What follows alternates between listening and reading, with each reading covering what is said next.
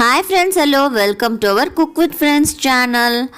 Pongal festival கிட்ட வந்துடுச்சு. இன்னைக்கு நம்ம சேனல்ல பொங்கல் ஸ்பெஷல் ஒரு ஸ்வீட் ரெசிபி தான் பார்க்க போறோம். இன்னைக்கு நம்ம பார்க்க போறது நாட்டு சக்கரை போட்டு கேசரி எப்படி செய்யறதுன்னு பார்க்கலாம். வாங்க வீடியோக்குள்ள போகலாம். எங்க வீடியோஸ் எல்லாம் பிடிச்சிருந்தா எங்க சேனலுக்கு சப்ஸ்கிரைப் பண்ணுங்க. உங்க ஃபேமிலி ஃப்ரெண்ட்ஸ் கூட ஷேர் பண்ணுங்க, லைக் பண்ணுங்க. மறக்காம பெல் பட்டன் பிரஸ் பண்ணிக்கோங்க. வாங்க வீடியோக்குள்ள போகலாம். நம்மளுக்கு தேவையான இன்க்ரீடியன்ஸை பார்த்துடலாம். 1 கப் ரவைக்கு 2 கப் நாட்டு சக்கரை எடுத்திருக்கேன், ஏலக்காய் பவுடர், நெய், முந்திரி, திராட்சை தாளிப்புக்கு. இதுதான் நம்மளுக்கு தேவையான இன்க்ரீடியன்ஸ். இப்போ வாங்க செய்ய ஆரம்பிச்சிடலாம். அடுப்பு ஆன் பண்ணி ஒரு பேன் வச்சுக்கலாம். ஒரு பேனில் நம்ம எடுத்து வச்சுருக்க ரவையை நல்லா ட்ரை ரோஸ்ட் பண்ணிக்க போகிறோம். ஃப்ளேம் நல்லா மீடியமில் வச்சுக்கிட்டு ரவாவோட கலர் சேஞ்ச் ஆகாத அளவுக்கு நல்லா ரோஸ்ட் பண்ணிக்கலாம். ரவை நல்லா ரோஸ்ட் ஆக நம்மளுக்கு நல்லா வரும் கேசரி. கலர் சேஞ்ச் ஆகாமல் ஸ்டிர் பண்ணிக்கிட்டே இருக்கலாம். மீடியம் ஃப்ளேம் டு லோவில் வச்சுக்கோங்க, இப்போ தான் கலர் சேஞ்ச் ஆகாது. நல்லா ஒரு 5 மினிட்ஸ் நல்லா மிக்ஸ் பண்ணி விட்டுக்கலாம். நம்ம கெட்டிலில் தண்ணி சூடு பண்ணிக்கலாம். 1 கப் ரவைக்கு ரவா அளந்த கப்லேயே 3 கப் தண்ணி அளவுக்கு கெட்டிலில் நல்லா சூடு பண்ணிக்கலாம். ரவா நல்லா ஒரு 5 to 10 மினிட்ஸ்க்குள்ளே நல்லா வறுத்துட்டோம். இப்போ நம்ம ஒரு பிளேட்டில் சேஞ்ச் பண்ணிக்கலாம். இப்போது பேனில் 1 டேபிள் ஸ்பூன் நெய் ஊற்றிருக்கேன். நெய் நல்லா கரைஞ்சி வந்ததும் முந்திரி திராட்சை போட்டு வதக்கி எடுத்துக்கலாம். நெய் நல்லா உருகிடுச்சு. இப்போ நம்ம எடுத்து வச்சுருக்க முந்திரி போட்டு ஃப்ரை பண்ணிக்கலாம். கேஷ்யூஸ் நல்லா ஒரு கோல்டன் ப்ரௌன் கலர் வர வரைக்கும் நல்லா மீடியம் ஃப்ளேமில் வச்சு ஃப்ரை பண்ணிக்கலாம். முந்திரி லைட்டாக கலர் சேஞ்ச் ஆகுது. இந்த ஸ்டேஜில் நம்ம கிஸ்மிஸ் ஆட் பண்ணிக்கலாம். கிஸ்மிஸ் முந்திரி நல்லா மிக்ஸ் ஆகி கிஸ்மிஸ் நல்லா பல்ஜ் ஆகி வரும். அந்த ஸ்டேஜ் வரைக்கும் வதக்கி எடுத்துக்கலாம். முந்திரி திராட்சை நல்லா வதங்கிடுச்சு. இது ஒரு கப்பில் சேஞ்ச் பண்ணிக்கலாம். இப்போது இதில் கொஞ்சம் நெய் இருக்குது. இது கூட ஒரு 2 டேபிள் ஸ்பூன் ஆயில் ஆட் பண்ண போகிறோம். எண்ணெய் காஞ்சதும் இப்போ நம்ம வறுத்து வச்சுருக்க ரவா ஆட் பண்ணி நல்லா மிக்ஸ் பண்ணிக்கலாம்.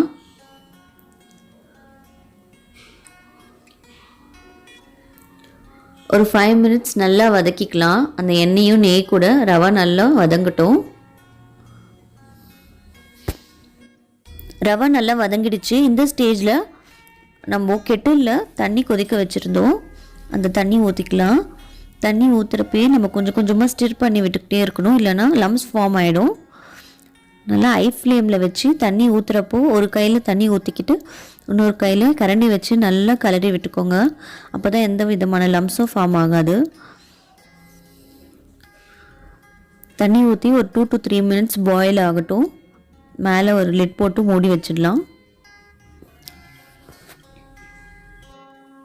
சிம்மில் வச்சு ஒரு 5 மினிட்ஸ் வேக வச்சுட்டோம். ரவா நல்லா வெந்துடுச்சு.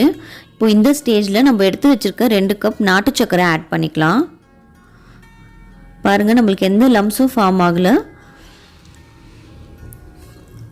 நாட்டு சக்கரை 2 கப், 1 கப் ரவைக்கு 2 கப் நாட்டு சக்கரை, 3 கப் தண்ணி. இதுதான் அளவு. நாட்டு சக்கரை போட்டு நல்லா மிக்ஸ் பண்ணிக்கோங்க. எந்த ஒரு கட்டி இல்லாமல் நல்லா மிக்ஸ் பண்ணி விட்டுக்கோங்க.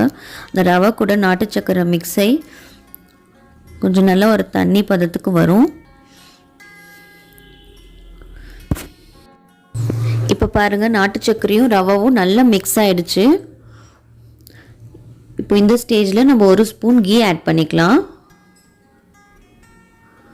கீ ஆட் பண்ணி நல்லா மிக்ஸ் பண்ணிக்கலாம்.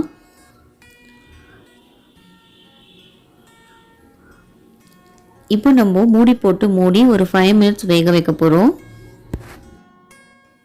5 மினிட்ஸ் வெந்துடுச்சு. இப்போ பாருங்கள் எப்படி இருக்குன்னு பார்க்கலாம். இப்போ பாருங்கள், நல்ல ஒரு தலைன்னு நம்மளோட கேசரி நல்லா ரெடியாகி வந்திருக்கு. நல்ல ஒரு அல்வா பதத்துக்கு இருக்கும். இதுதான் கரெக்டான கன்சிஸ்டன்சி. இப்போ இந்த ஸ்டேஜில் நம்ம 2 டேபிள் ஸ்பூன் கீ ஆட் பண்ணிக்கலாம். கீ ஆட் பண்ணுறப்போ நம்ம கேசரிக்கு நல்ல ஒரு கிளேஸ் கிடைக்கும்,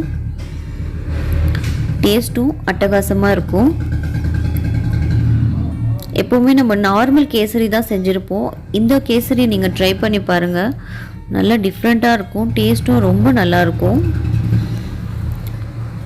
உங்களுக்கு அல்வா சாப்பிட்ற அந்த ஒரு ஃபீல் கிடைக்கும். நம்ம ஃப்ரை பண்ணி வச்சுருக்க கேஷ்யூ கிஸ்மிஸ் ஆட் பண்ணிக்கலாம். நம்மளோட நாட்டு சக்கரை கேசரி ரெடி ஆகிடுச்சு. பார்க்கவே எவ்வளோ டெலிஷியஸாக இருக்குது. கண்டிப்பாக நீங்களும் ட்ரை பண்ணி பாருங்கள். இந்த பொங்கலுக்கு நீங்களும் வீட்டில் நாட்டு சக்கரை கேசரி செஞ்சு சாப்பிட்டு என்ஜாய் பண்ணுங்கள். அனைவருக்கும் இனிய பொங்கல் திருநாள் நல்வாழ்த்துக்கள். அடுத்து ஒரு நல்ல ரெசிபியோடு உங்களை மீட் பண்ணுறேன். Stay tune. தேங்க்யூ.